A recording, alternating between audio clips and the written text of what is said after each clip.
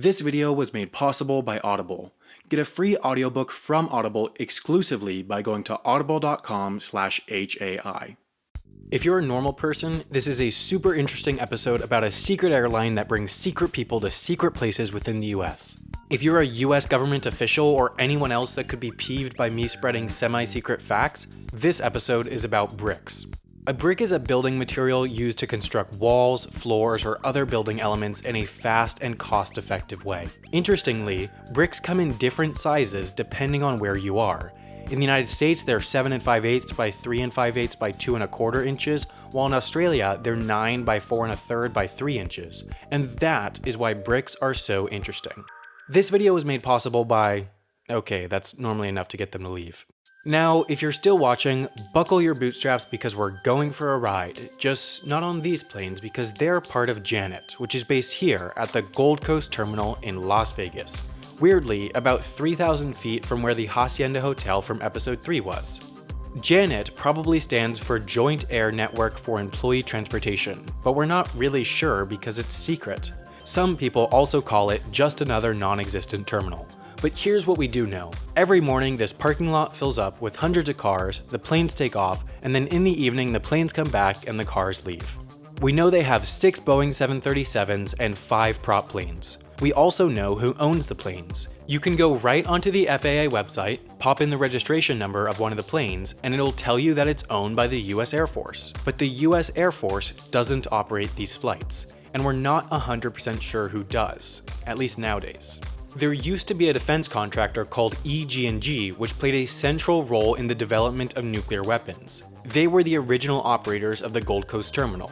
And how do we know that? Because they posted a job listing. EG&G was acquired by the Carlyle Group in 1999, which was acquired by the URS Corporation in 2002, which was acquired by AECOM in 2014.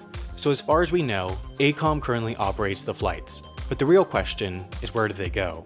Most of the time, the planes take off from Las Vegas Airport and head north until they turn off their transponder and disappear from trackers after about 15 minutes in the air. But what's telling is where they drop off, because right here is Area 51, the place that, according to the US government, doesn't exist.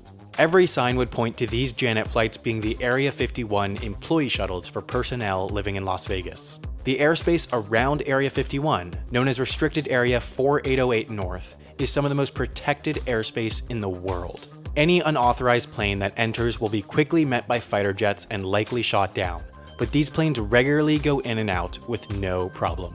While we can only speculate that the planes go to Area 51 based off where they drop off tracking, we know for certain that they go to the Tonopah Test Range. This site is where the US military develops and tests many of its weapons, and while it's still highly classified, the Janet planes that go here don't turn off their transponder, meaning that we know for certain that planes land here. Janet planes have also been seen regularly going to China Lake, a Navy research and development site, Plant 42, the site where the US Air Force builds its planes, and Edwards Air Force Base, another site home to classified research and development projects. What's really impressive about Janet is how little we know about it, despite it flying hundreds or even thousands of people per day.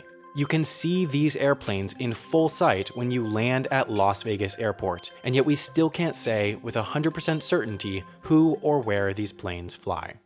But what we can say with certainty is how to get a free audiobook. You head to audible.com/HAI. As you probably know, Audible is a leading provider of audiobooks and other spoken word entertainment. They have thousands of great titles, and there are some audiobooks that you can only find on Audible, like Artemis by Andy Weir, the author of The Martian, which I highly recommend. What's amazing about Audible is that they stand behind their product. If you don't like what you've listened to, you can swap it out for another one with their great listen guarantee. Once you try out your free book, membership includes 1 free title a month and 30% off everything else. I love audiobooks because you can essentially read no matter what you're doing, and I'm sure you will too, so it's worth going and trying out a book for free with their 30-day free trial at audible.com/HAI.